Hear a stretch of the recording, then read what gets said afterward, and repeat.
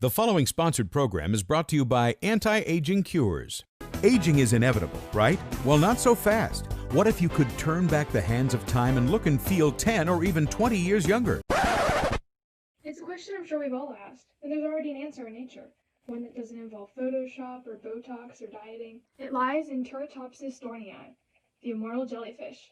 What allows this creature to defy aging is a process called Transdifferentiation. But before we get there, we need to dive into regular old differentiation.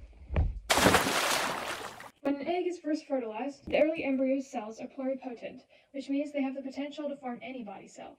After dividing for a while, they form a ball called a gastrula, where the cells appear somewhat different from one another. They're beginning to specialize into specific cell types, and they can't turn back. As development goes on, this differentiation is what leads to the difference between, say, a skin cell and a lung cell. But how does this actually work? If you've taken a biology class, it's probably an answer you're sick of hearing. DNA.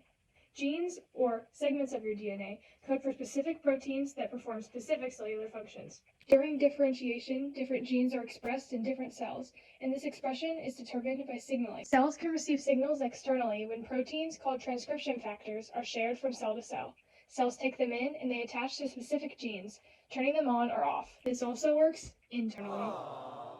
When a cell is getting ready to divide, the distribution of various molecules within it can cause the resulting cells to have different concentrations of the molecules, which then act in combination as transcription factors. This process has a really fancy name: asymmetric segregation of cell fate determinants. By expressing different DNA, different cells with different properties can be produced. Differentiation! But what sets transdifferentiation apart? It's more than just cell specialization, because the cells start off already specialized. They don't de-differentiate or go back to a pluripotent stage first either. Think about it like this. We're playing a game of pickup basketball, and I'm picking teams. When you get assigned to one of the teams, that's like differentiation. You go from having no role to now having one. But if you're already on the red team and then switch over to the white team, that's transdifferentiation.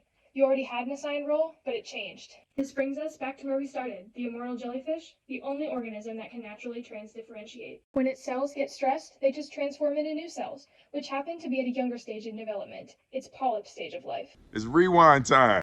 If an immortal jelly gets lucky and it isn't eaten or disease-stricken, it could theoretically live forever! How exactly does this work on the microscopic level, though?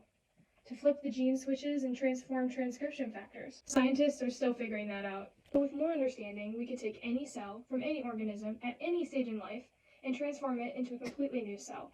This would revolutionize what we know about aging, regenerative medicine, body repair, even life cycles.